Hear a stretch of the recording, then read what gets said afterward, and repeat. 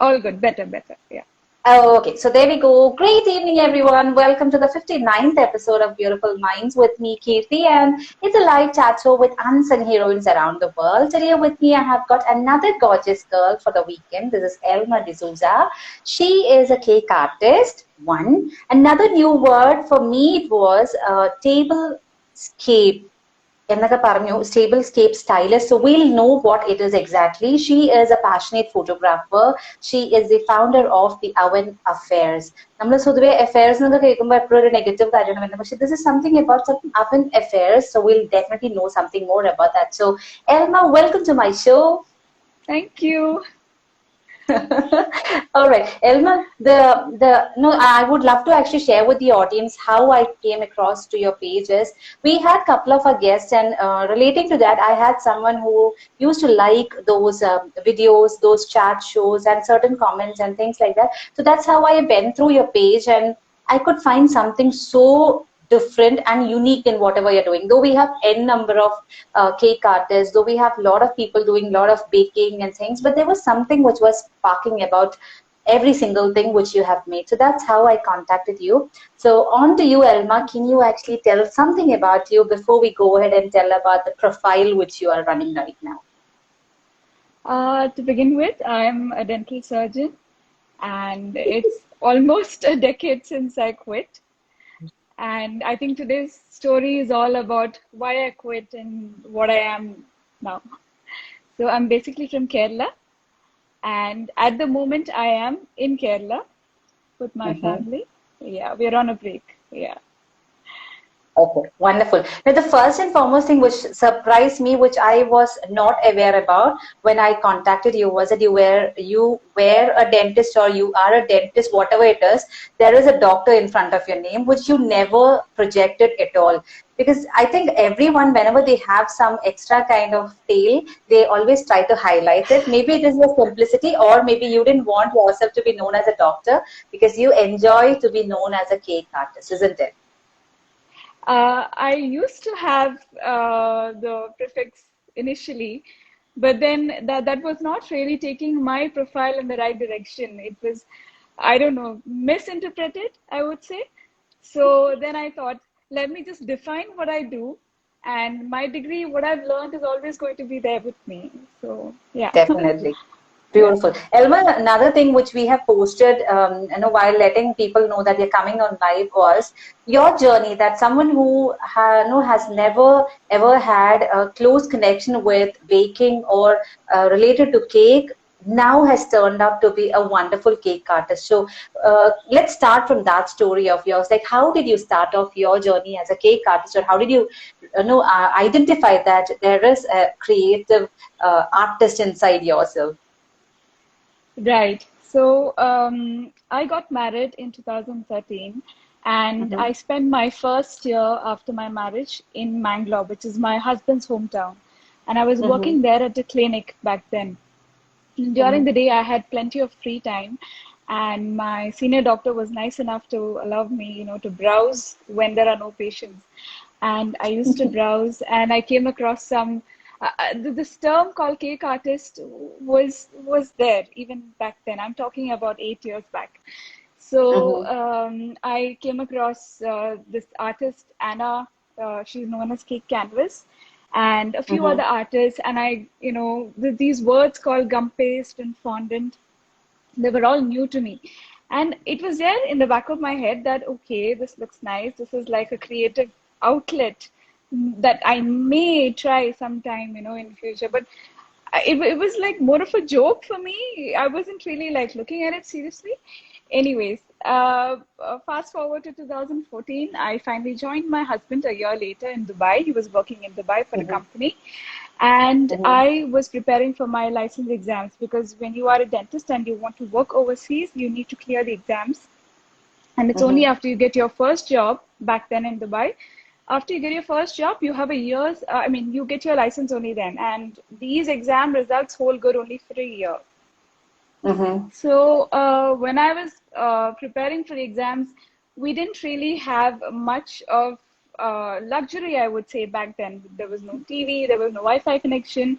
We had a company accommodation, and thank God, there was a cooking range, which is a gas oven, and that's really good if you want to bake a cake.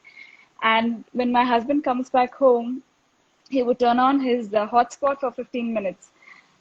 So I Uh-huh. used to use that net connection as a stress buster, and I used to love being on Pinterest back then. So I used to browse Pinterest, and all these cake related posts kept popping up, So I began to take screenshots, and then, I Mm-hmm. would plan, okay, tomorrow, what am I going to browse about cakes? So it was some kind of a, I thought, okay, maybe I should have a hobby, and that can like help relieve me from the stress of preparing for exams and, having that doubt, whether I will clear or not.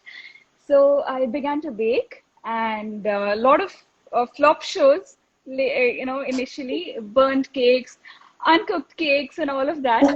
But I would say just a few weeks before my exam, I finally baked a proper cake.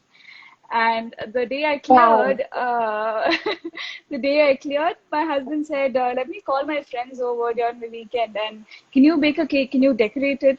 And I was like, "Okay, that sounds good. Let me see what I can do."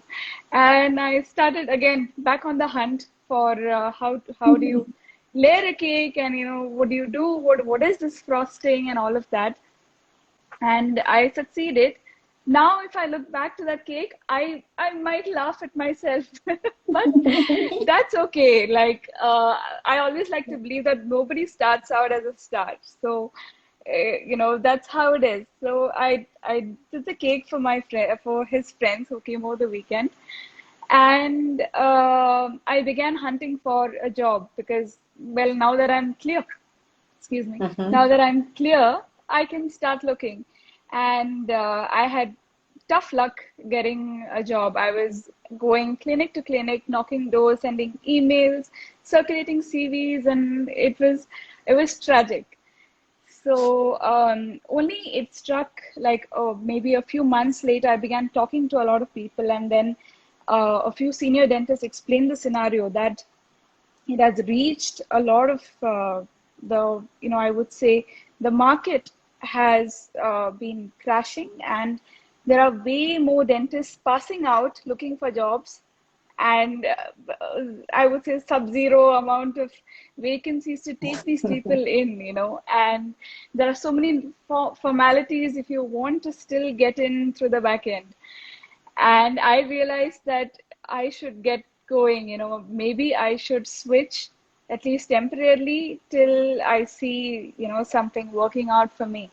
And I had a friend at a salon which I was visiting back then, and her name is Reena Chechi, I used to call her. So I used to tell her everything, and I used to tell her, Chechi, I really need a break from this. I don't know what to do. So she said, Elma, you know what? My birthday is coming up, December 3rd, and why don't you make a cake for me? Not just for me. I have a lot of friends in the food court. It's a mall. The salon was at Mm-hmm. a mall.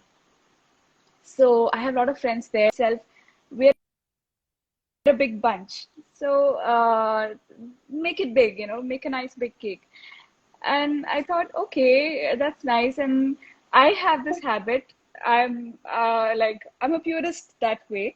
I have to have all the details when I'm preparing for any kind of project. I have to talk. I have to get the color palette, the design. I need to sketch. I've always been like that. So I did the same with her. She's my first client, and I wanted to do it my way. And then she said, in Malayalam, she said, "Elma, koche enikku adonnu ariyilla. Like, just do your thing. Even if you cut some pieces and get that works for me." And I said, "No, Chichi, that's not happening." And she loves the color purple. The salon was also in purple. Their theme was purple. So a purple ombre for the look of the cake, and I crafted this silhouette of a woman, and I used that for the top side of the cake, and I took it, and it was quite a hit, and I was really happy. She was happy, and she's like, you know what, you're doing really well. It's the first cake. I'm your first client, but I have a gut feeling you'll do well. Just keep at it. So when I came back that evening, my husband was like, maybe we should start a page, have a Mm-hmm. page on Facebook, because it's all about marketing yourself. It's all about talking about yourself, your product, and that's how you reach out. So, and I thought to myself, yeah, that makes sense. But I also had this guilt, deep down, because it's as Indians, as Asians, I would say, we're conditioned to think that we have a straight life. We study, we go to school, we go to college, we get married, and we only do a job what we are, what our degree, holds good for.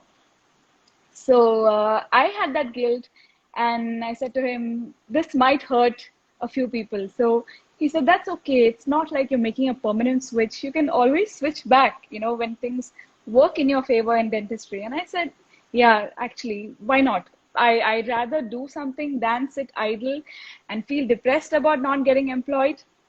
So yeah, that's how the page kicked off. And yeah, that's how I started baking. I wanted to point out a few things. I think every person who starts baking a cake will always have these kind of experience which you have shared, which will be either burnt or half cooked or shapeless, and it's then they actually make themselves perfect. So I remember the time when I baked for the first time. I'm still in the learning stage. I don't know anything about it. But at a point when my son actually tells me, Amma, I would love to have a cake, I used to have butterflies in my tummy, like, okay, now will he call it as a cake? So that's what the first question comes up. But you're wonderful. One.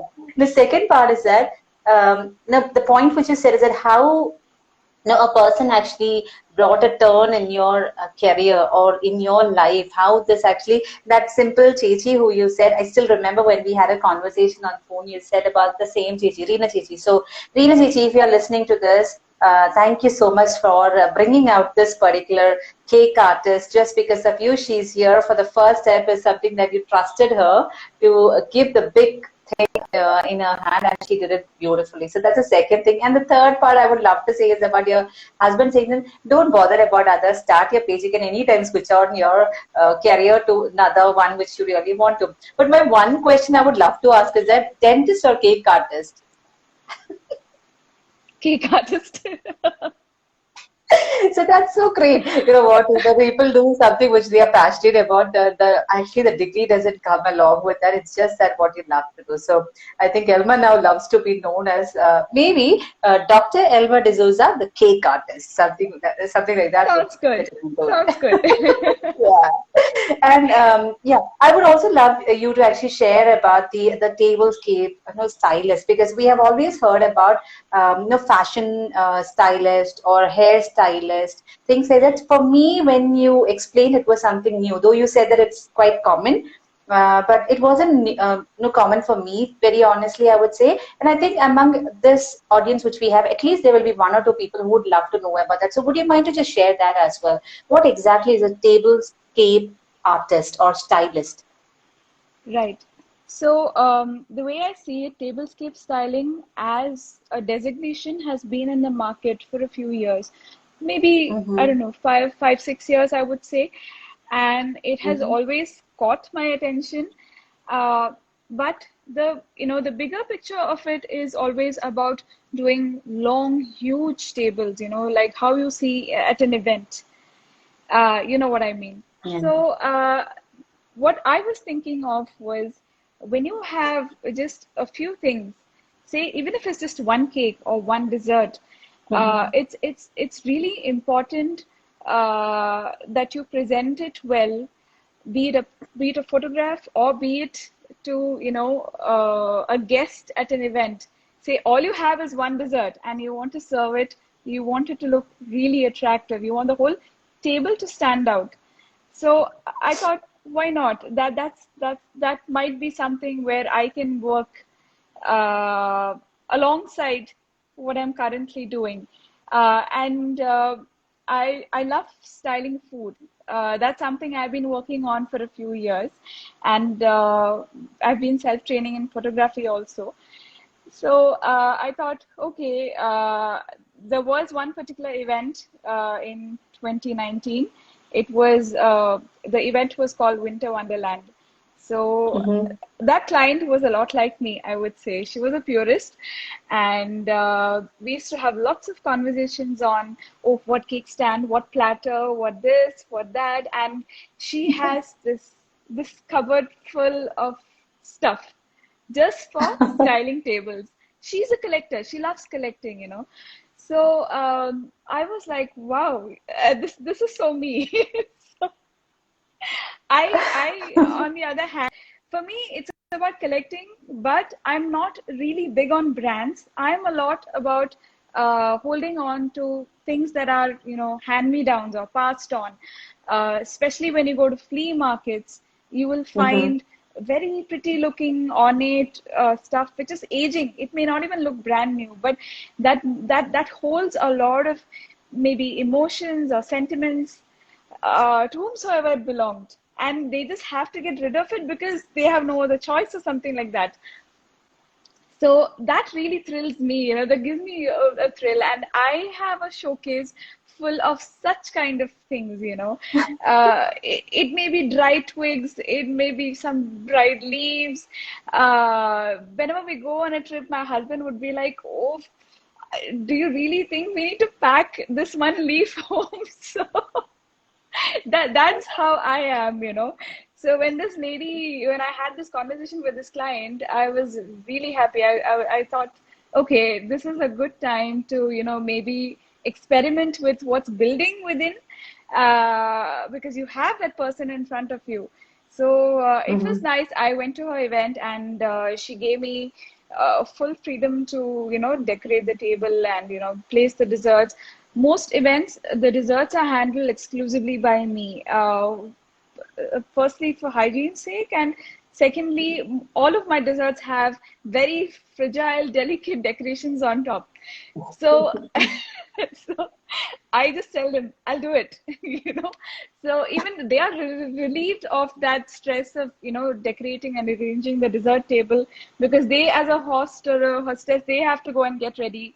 They need to talk to people who are coming to the location and things like that. Anyways, I did that, and that went really well.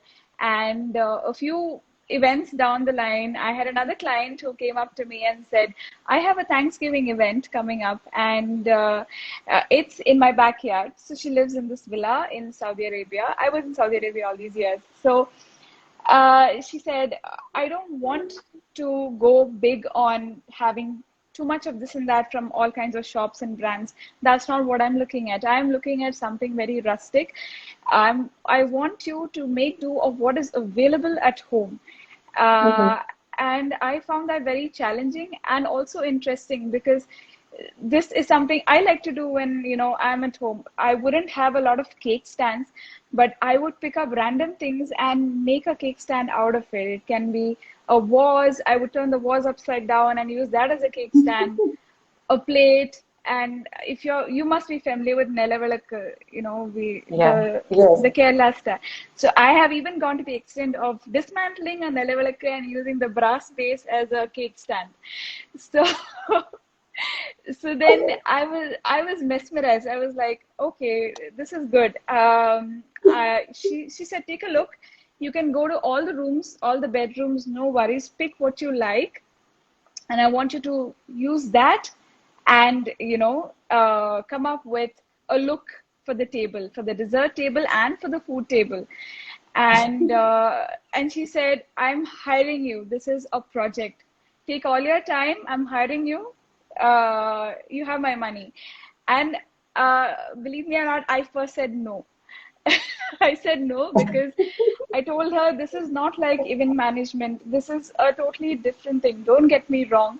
Uh, she said, no, no, no. I have a strong feeling you can do it. My main worry was this takes time, because you already have the burden of doing the dessert table and the decor Mm-hmm. and all of that that goes with it. Plus, presenting it on that day using what they have in a creative way felt immensely challenging. And you need to really sit over these things. You know, you need to think day and night, okay, how is it going to look like this? How, when I put it this way, is it going to look nice? You need to keep having that imagery in your head for it to come right. So My girl was really small back then, and she was still breastfeeding. So I was a wreck in terms of that mom anxiety that you have. Oh, when is the next feed coming up? I need to grab something to eat. I need to make something for her. So I said no straight out. I said no, I'm not doing this. I would love to, but no, thank you. And she said, please think about it. I'll give you a few days time. And I thought about it, and then I got back to her and I said yes. So I did it on November 27th, if I'm not wrong, Thanksgiving Day. I did my first hired job as a tablescape stylist, and I'm really, really loving it since then. I haven't had a lot of clients after that because I left Saudi Arabia. All of this happened when I was leaving the country for good. So I'm still pursuing it in whatever way I can here in Kerala at home. I'm pestering my mom to open all the cupboards and show me what's there.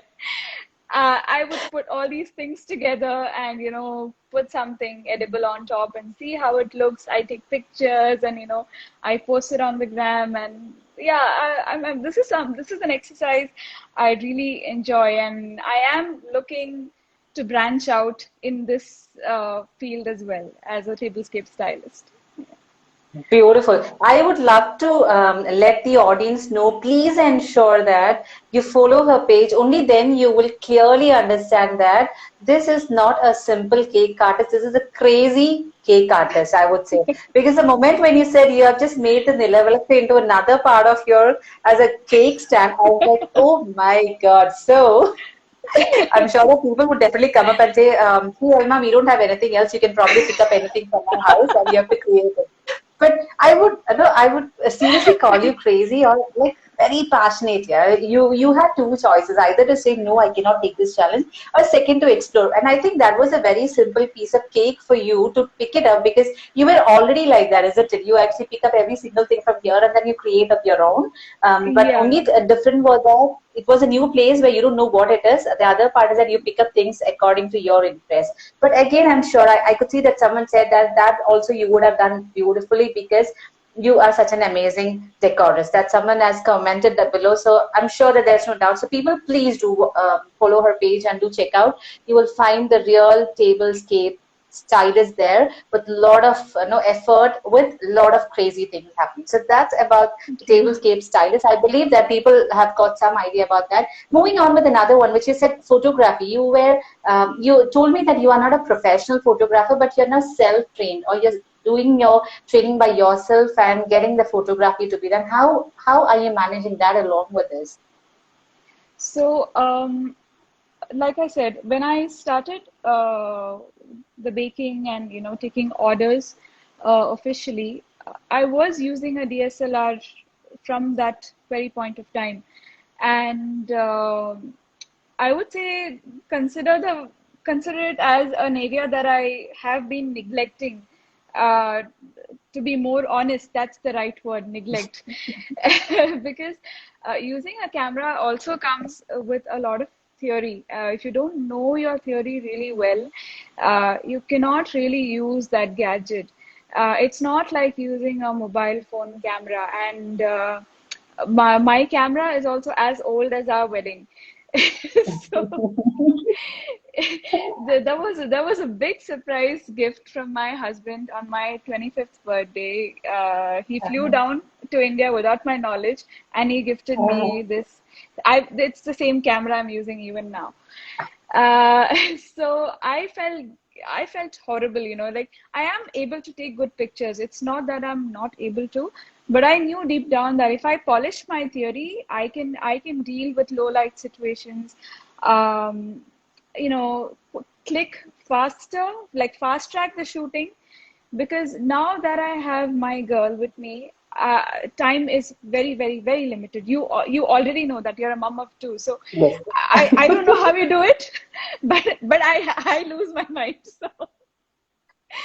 So then yes, this break, I had a bucket list that I would touch one by one during this break of mine, and the one on the list was photography, like get to know my camera better. So a friend of mine, she was actually two friends, maybe three, four friends actually, were repeatedly telling me, Elma, brush up the, theory. I want to take their names out aloud here. One is Shane. He's known as Food with Shane. He's an amazing photographer. And then I have another friend called Ashwati. She's also a beautiful food photographer. So, with the things that they keep saying, I was like, okay, I bought a book where, out of the suggestion, and I started reading, and I actually began to understand so many things that I should have understood years ago. And that's how, in a week, I would try to shoot like a setup. I would style or stage a setup and try to shoot at least 2 to 3 times. There are weeks when I don't Mm-hmm. get to it, but that's okay, because you need to take a break to get back to that imagination. Because when you photograph, it's almost like living in an imaginary world. You picture something in your head, and when you have to keep at it. It's like an exercise. You need to keep doing it, so that when you're setting up your camera, you're like ready. Okay, I know what I want. This is what I want. So this is how I'm training myself with the camera lately. Wonderful. Emma, along with that, the name of your page is something so different, like the Oven Affairs. And how did you come with that particular name, or is there some story behind that as well? Because I think every single thing which you have mentioned in your profile does have some or the other connection or the story, how this actually came up into your life. And about this, the same, the Oven Affairs, does that also have any connection or some stories to share with us? I would say the reason I put the word affairs is because um, I'll be again very honest. I do not really enjoy baking, because it's a very long process. You cannot. I know there are a lot of hyperlapse videos which are trending on media. You just do this, and then you pop it in the oven and a cake is out. But believe me, it's not like that. When you want to bake a good cake, you need to do a lot of things from scratch. It's a lot of effort. So I would say each time I bake or try something new, especially back then, 8 years ago, I was constantly trying new recipes, tweaking recipes, developing my own recipes, trying to figure out. So I found every time I venture into it, it was almost like an affair. And not necessarily every affair is good. Like, it can be good and bad, right? So that's the reason I came up with the name The Oven Affairs. Yeah.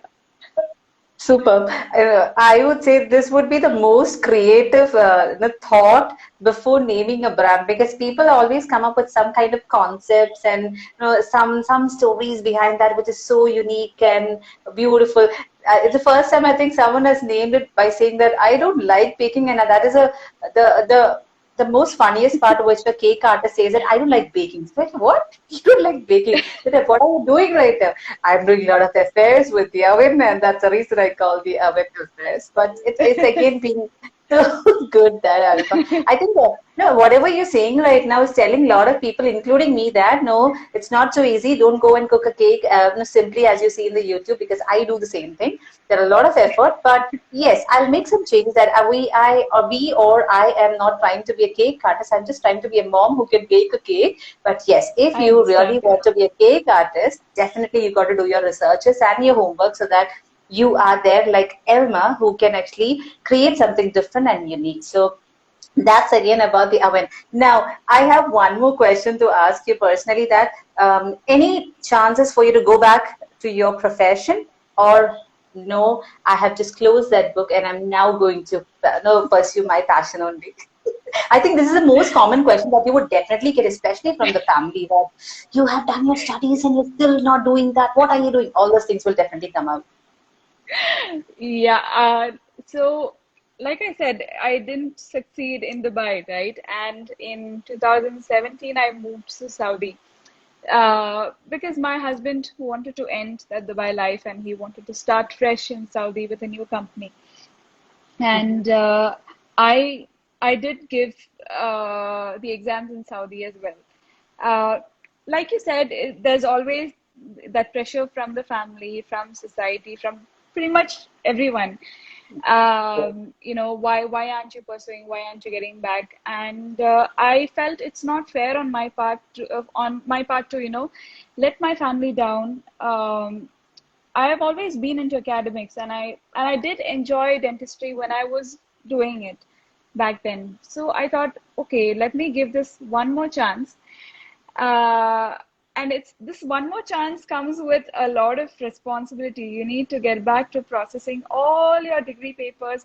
It's like going through an attestation process, you have to have it all redone, and you need to revisit all that you studied again for the exams. So I gave it, I cleared, and unfortunately, that week, the week that I gave the exam, Saudi government had put a ban on expat dentists. So after that, I was like, I told my husband, I don't think, the thing is, I'm chasing this thing and it is asking me to let go. So I don't really feel like looking back to it anymore. Now that I've come this far, and I'm working every day to keep the oven affairs alive and active. I wouldn't say I'd like to go back to it, because that again comes with, like I said, it's a responsibility. You cannot go to a clinic, you cannot treat a patient without knowing, or losing touch. It's like if you had to drive a manual car after a long time, you would first do a little trial drive or a test drive in your neighborhood, see that you're not letting go of your gear, correct? So dentistry is a lot like that. It's all about being, you need to be in touch with it. You cannot afford to make mistakes, because there you're dealing with a life directly on your chair. So that comes with a lot of responsibility. I do not want to be unfair to the patients. Yeah. So those are listening right now. If at all you find Elma being coming back as a doctor, never ever give your now your your dental or any kind of things, because she has been letting us know that if you ask me something about cake, I'll tell you every single thing, not about dentist. But I would definitely say, Elma, that see, if that would have not happened, we would not have Elma here, or I would not be, we will not even meet up at all, because there is a destiny which has already been, in our life, and which actually comes out. So the right thing which you told your husband is that it is actually asking me to set it off and come back to this and go ahead with that. So it is again good, yeah, because I think you are spreading out a message to a lot of people that it's not all about carrying a degree and doing what you don't love to do, but try to do something which you're really passionate, which makes you really happy, and you can actually excel on that. So that's again wonderful. It was really nice to know about you, Arman. The most beautiful thing which I love about you is your smile. A lot of positivity, a lot of honesty, purity, and a perfectionist, like someone who really wants to do every single thing. I still remember you said that it doesn't matter whatever the money is, but I want to give the quality thing whatever I do, which is again good, but that wouldn't work out for an entrepreneur. So I think we go ahead and do that again well, and you'll just be a wonderful cake artist, and it was a pleasure to have you here. But as I said, though we have been talking about you and we have been asking a bit of questions here and there is a final thing which I always ask my guests, that what is a message from your side, with a bit of experience and all what you have done till now, those who are actually looking forward to go on with this as a career, or let that be in general, what would be your message from your side, Elma? As a message, okay, let me just talk about one thing which is always been on my head, and I think I should talk about it here. A lot of entrepreneurs will be able to relate to this. So I began my business at a time when social media was everything, when it comes to marketing, word of mouth, all of that. So I relied heavily on two things: validation and acceptance. Getting enough of it at that point of time, and I lost sight of what I am doing. I became so blind. I was I'm so really blind. sorry to interrupt you, Elma. Yeah, I'm sorry to interrupt you, Elma. There was a bit of a Yeah. connectivity problem, so we just got one thing, two things that you take care of. One is validation, and then Acceptance. Yeah, acceptance. Yeah. Yeah. So I think I struggled a lot with these two matters, and I began to lose sight of what I am, what I'm capable of, for quite Mm-hmm. some time. And I was so blind that I couldn't see that in my life, which is my husband. So what I have to say to all the budding entrepreneurs or existing entrepreneurs is that um, stop looking at the bigger picture for these two Mm-hmm. things and look around in your immediate circle. There would always be one or two or maybe a handful of constants. It can be your spouse, your parent, sibling, relative, a fan, or a random acquaintance who is always rooting for you. So, and I would like to add an extra person to that is yourself. So these constants may disappear temporarily or permanently, right? So that's when you have to be your own constant, and that is an exercise I have begun recently, and it's helping me a lot to rid myself of all this negativity about not having enough validation and acceptance for my business and for my brand. So this is my message to all the entrepreneurs out there. I would say this would be a message to everyone out there. It doesn't matter whether it's an entrepreneur or a Doesn't normal matter. person. Yes, You don't have to yes, actually wait yeah. for a validation or acceptance. You just need to be yourself and believe in yourself. Nothing much to say, Elma. It was super cool to know about you and the work that you do. We wish you all the very best, and let the event affairs keep on creating affairs here and there all around the world, because your future plans are to just get settled down and have your own brand to be created. So it's all great, and I'm sure that there are a lot of audiences who are watching right now, or those who will be watching it later on, will be so happy to know about this particular cake artist who has never, I think, you have never shared this kind of stories of yours. You've just always posted your work, isn't it? I've had articles about my journey, but yes, as a live chat show, this is my very first. And I'm glad to be on this. Very Thank glad. you so much. You'll be so lucky for that also, because I have always had all the guests, those who have come here for the show for the first time, they are now very busy with the lives that they're running. And they always say, this is the first live which we have come up. So I think this will make you more busy. You'll get a lot of live to be coming up to share your story and the Thank work that you. you do. But from the audience side and from my side, thank you so much once again, Elma, for being a part of Beautiful Minds and sharing a story with us and spending the time right now. I know you are quite busy, not just because of the work, but as you said, being a mom, it's not so easy. To the audience, I would love to add up that when we had a conversation, we also had her daughter joining us who wanted to talk to me and share her story. But then we thought, let her grow up and we'll call her to share her story. Yeah. So, to everyone out there, thank you so much, Elma, and to people out there. It's always no happiness to have every one of you joining here every weekend to listen to the story of the guest here. So keep supporting Beautiful Minds. And next weekend, you'll have another interesting lady with me to share her story with us. So until and unless right now, during this situation, we only have few things to tell you. Keep smiling and do take care of yourself. Stay safe at home. Elma. Yeah. Anything Thank you else? so Yeah, much, you say thank Kirti. you. It's a pleasure. Thank you so much. Bye bye. Yeah. So it's a bye from both of So, us, everyone. yeah. Bye. Bye, everyone. Thank you so much for joining us. Yeah. Bye bye.